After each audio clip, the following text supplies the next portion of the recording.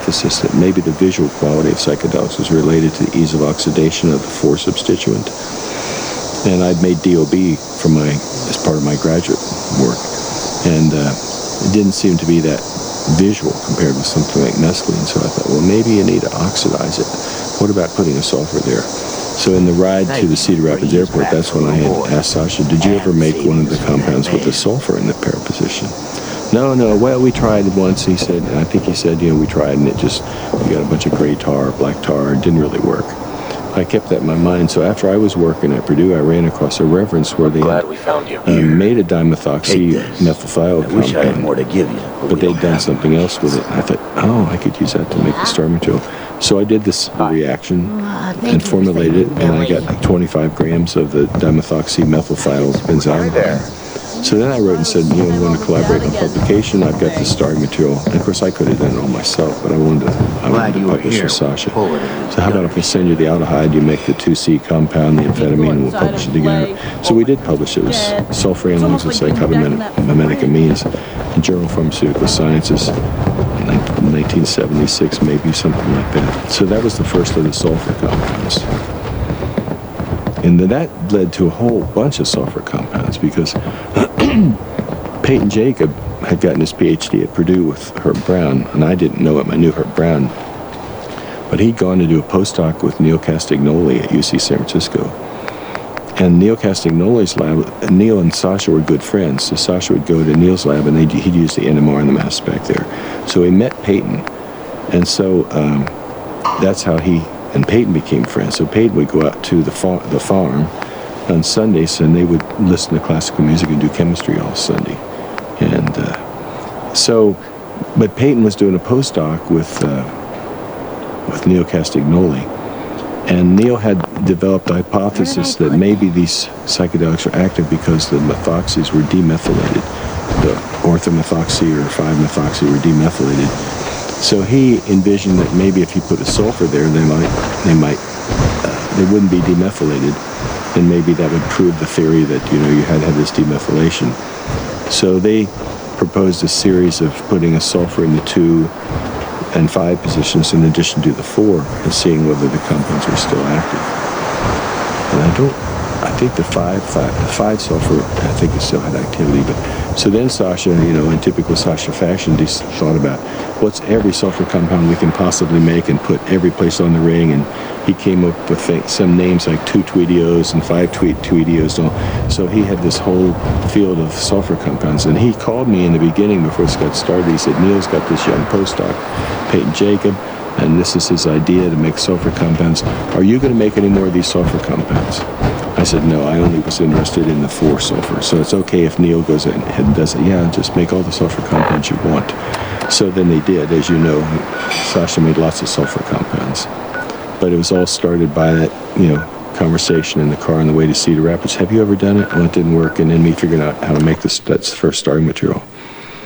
And what was the research emphasis then? Because now it seems like a lot of the publications are very much oriented toward clinical applications or the way diseases could be treated with psychedelics. What was Sasha excited about doing? Was it pure exploration of the chemical space? Yeah, I think Sasha, as an academic, I had to have hypotheses to test. But Sasha could just say, what if? What if we make this? What if we make that?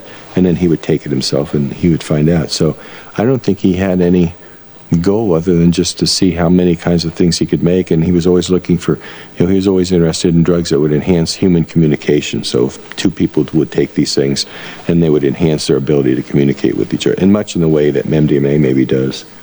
So I think he was really just, there was no hypothesis. It was like, we could make that. And then when Peyton joined the lab, of course, Peyton had more modern chemistry than Sasha had. So things like aero-bi-aero couplings and things and lithium reagents, he brought all that. So then it opened up a whole new area of things that Sasha could make, or they could make, that would be different than what you could make with sort of some of the classical standard chemistry.